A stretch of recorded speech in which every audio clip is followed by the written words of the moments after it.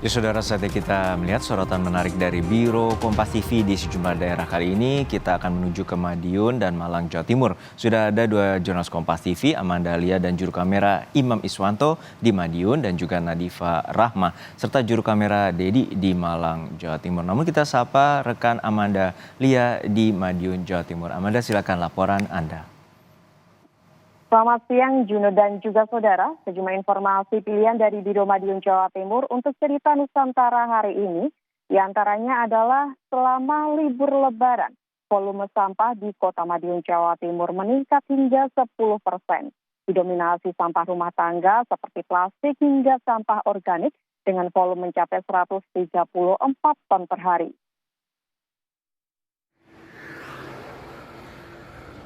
Selama libur lebaran, volume sampah di Kota Madiun, Jawa Timur meningkat 10 hingga 13 ton per hari.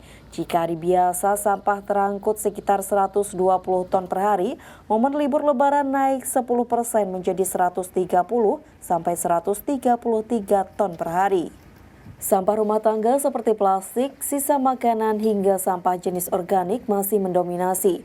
Kawasan wisata seperti Pahlawan Street Center, sentral kuliner dan kiriman dari 36 tempat pembuangan sampah atau TPS turut menyumbang kenaikan volume sampah. Sampah yang terkumpul dibawa ke tempat pemrosesan akhir atau TPA Winongo. Adanya 59 orang pemulung dinilai membantu pada proses pemilahan antara sampah plastik dan sampah organik. Khusus sampah organik akan dilakukan proses penguraian dengan metode landfill. Dinas Lingkungan Hidup Kota Madiun menyebut dari 5 zona di tempat pemrosesan akhir atau TPA Winongo, 3 zona diantaranya sudah mengalami overload. Sementara 2 zona kini masih bisa digunakan menampung sampah yang diperkirakan sampai 2 hingga 3 tahun ke depan. Selama libur lebaran ini, yang pertama sampah-sampah proyek hasil kegiatan itu menjadi tidak ada. Kami minim melihat teman-teman proyek berjalan. Yang kedua, sampah rumah tangga itu ada peningkatan. Peningkatan ini sekitar kemarin kami telisir itu sekitar 10 sampai 13 ton per hari peningkatannya. Itu dari sampah rumah tangga rata-rata terkumpul dari beberapa TPS kita. TPS Majen Sungkono, TPS Kresno, kemudian Kartika Manis, itu yang banyak penghuni. Masyarakat diminta lebih tertib dalam pengelolaan dan membuang berbagai jenis sampah.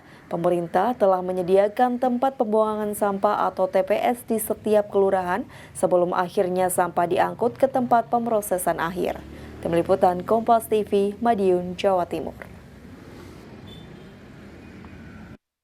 Saudara, wisata petik buah melon di Taman Growobengin, Kota Madiun, Jawa Timur ramai diminati oleh warga selama libur lebaran. Pengunjung dapat memetik sendiri buah melon unggulan langsung dari kebun. Dengan membayar Rp25.000 per 1 kilogram melon, pengunjung dapat juga membawa pulang melon yang sudah dipetik.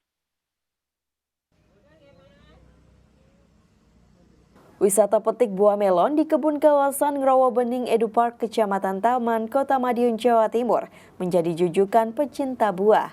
Pengunjung yang datang berasal dari wilayah Kota Madiun dan warga dari luar daerah. Terdapat 3 unit greenhouse atau bangunan tempat budidaya yang masing-masing terdapat sekitar 1.800 tanaman buah melon. Bibit buah melon yang ditanam adalah jenis Golden Kinanti dan Red Snow yang terkategori premium atau varietas unggulan. Ratna, warga Kota Madiun bersama kerabatnya yang berasal dari Kabupaten Ponorogo, baru pertama kali mengunjungi wisata petik melon di lahan milik pemerintah Kota Madiun ini. Ia mengaku puas bisa memetik sendiri buah melon sekaligus mencicipi rasa manisnya. Ya memuaskan, kan bisa petik sendiri toh Mas. Ya, kita puas kalau bisa itu petik sendiri gitu. Petiknya berapa? 8 buah. 8 buah. Sama siapa aja kesini? Sama itu, sama anak, sama Isan, sama menantu. Sama keluarga ya. Ya. Baru kali ini atau? Baru kali ini. Dari 1.800 bibit yang ditanam pada setiap greenhouse, masing-masing bisa menghasilkan sekitar 3 ton buah melon dalam 1 kali masa panen. Pengunjung bebas memetik dan bisa membawa pulang buah melon dengan membayar Rp25.000 setiap 1 kilogramnya. Kalau yang greenhouse 3 ini 2 jenis, Mas. Yang satu golden kinanti, yang satu red snow.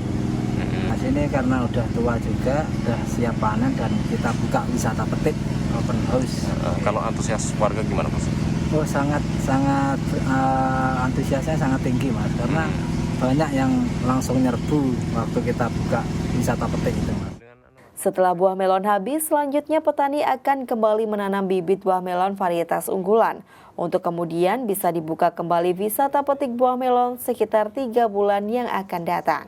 Tim Liputan Kompas TV, Madiun, Jawa Timur. Demikian tadi sejumlah informasi pilihan dari Biro Madiun untuk Cerita Nusantara. Kembali ke Juno di studio. Baik, terima kasih rekan Amandalia dan juru kamera Imam Iswanto dari Madiun, Jawa Timur. Lalu kita akan beralih ke Malang, Jawa Timur. Sudah ada rekan Nadifa Rahma dan juru kamera Dedi. Nadifa, silakan laporan Anda. Ya, selamat siang Juno dan saudara. Kali ini ada 2 informasi yang dapat kami sajikan dari Malang, Jawa Timur untuk segmen Cerita Nusantara pada siang hari ini. Kita ke informasi pertama, saudara. Di Kota Malang ada sebuah kafe yang memiliki konsep unik. Selain kafe, tempat ini juga memiliki sebuah bunker yang dibangun pada masa peninggalan kolonial Belanda. Berikut liputannya. Inilah Gedung Ijen, sebuah kafe yang terletak di Jalan Terusan Ijen, Kota Malang. Sekilas tidak ada yang istimewa. Siapa yang menyangka jika di bawah bangunan rumah kafe ini ada sebuah bunker atau tempat persembunyian bawah tanah. Untuk memasuki bunker, pengunjung harus melewati sebuah tangga ke bawah. Setelah turun, barulah sebuah lorong yang merupakan pintu masuk terlihat. Masuk ke dalam bunker, pengunjung akan merasakan hawa dingin di bawah tanah. Di dalam bunker, pemilik juga memasang beberapa foto Kota Malang tempo dulu yang digunakan sebagai sarana edukasi pada pengunjung. Pemilik kafe bilang butuh waktu 4 bulan pembersihan agar bunker tersebut bisa digunakan. Dari berbagai sumber yang didapat pemilik kafe, bunker dibangun pada tahun 1920 hingga 1930 oleh pemerintah kolonial Belanda.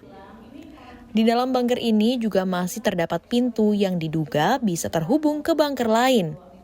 Pemilik kafe sengaja membuka bunker yang masuk dalam cagar budaya ini sebagai sarana edukasi kepada pengunjung. Kita itu memang menceritakan tentang sejarah, sama kita kepingin ada identiti khusus untuk Kota Malang yang berkaitan dengan sejarah. Nah, kalau untuk bunker itu kan belum pernah ada yang memang benar-benar asli bunker. Kalau untuk rumah bawah tanah yang memang buatan rumah tangga itu kan memang banyak ya. Tapi kalau ini memang bunker peninggalan Belanda. Sementara itu pengunjung kafe tertarik mengetahui kafe bunker dari media sosial. Keberadaan bunker ini pun menjadi pilihan saat berkunjung ke Kota Malang. Dilihat sih, soalnya kan kita di sini kan mungkin kebanyakan wisatanya wisata alam atau apa kan. Tapi kalau ini kan wisatanya seru ya, dilihat. Tadi juga diceritain sama ibunya pengalamannya, jadi tahulah ini di sini tuh ada apa tadinya gitu kan. Dari yang tadinya ketutupan tanah sampai bisa jadi kayak gini juga hebat kan.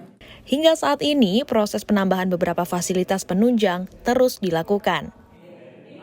Dedi Prasetyo, Kompas TV Malang, Jawa Timur. Beralih ke informasi kedua, saudara, seorang ibu rumah tangga di Kota Malang memproduksi pernak-pernik berbahan resin. Belum banyaknya pemain dalam kerajinan resin ini menjadi peluang bisnis yang masih terbuka lebar. Berikut liputannya. Memanfaatkan sudut ruang tamu rumahnya yang tidak terlalu besar, Amanda Jeniar berkreasi membuat kerajinan berbahan dasar cairan resin. Palet nail art, aksesoris ponsel, hingga jam dinding biasa ia kerjakan sendiri di rumahnya, di sela kesibukannya mengurus rumah tangga. Cairan resin serta beberapa campuran bahan lain seperti pewarna, ia campur lalu dicetak. Untuk motif dan warna, Amanda kerap bermain dengan warna cerah dan tambahan pernak-pernik yang menarik. Setiap karya resin buatan ibu rumah tangga ini dibuat sepenuhnya dengan tangan, sehingga setiap motif dan model bisa jadi berbeda. Hal itulah yang menjadi ciri khas kerajinan resin ini. Meski baru 1 tahun memasarkan produknya melalui pasar digital, kerajinan berbahan resin ini sudah banyak dikenal. Karena Amanda kerap mengikuti pameran. Konsumen tidak hanya dari Malang Raya, namun juga dari beberapa kota seperti Jakarta dan kota-kota di Jawa Timur. Amanda kerap menjadikan seniman resin luar negeri sebagai acuan dalam membuat karya, karena untuk seniman lokal masih jarang ditemui. Belum banyaknya pemain dalam kerajinan resin ini membuat peluang usaha masih terbuka lebar. Macam kita ada ada tatakan, ada palet, ada case handphone, terus kita juga bisa custom, misal vape itu bisa di custom juga. Macam-macam sih Mas, ada jam tangan, jam dinding juga, macam-macam. Untuk sebuah kerajinan resin karya Amanda dihargai mulai dari Rp25.000 hingga Rp250.000.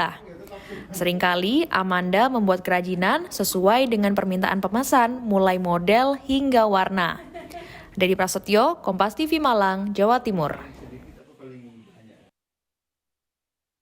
Ya, Kafe Bunker dan kerajinan resin tadi adalah 2 informasi dari Malang, Jawa Timur untuk segmen Cerita Nusantara siang hari ini. Kembali ke Juno. Baik, terima kasih rekan Nadifa Rahma dan juru kamera Dedi dari Biro Kompas TV di Malang, Jawa Timur, dan juga ada sebelumnya rekan kami Amanda Lia dan juru kamera Imam Iswanto dari Madiun, Jawa Timur dalam segmen Cerita Nusantara.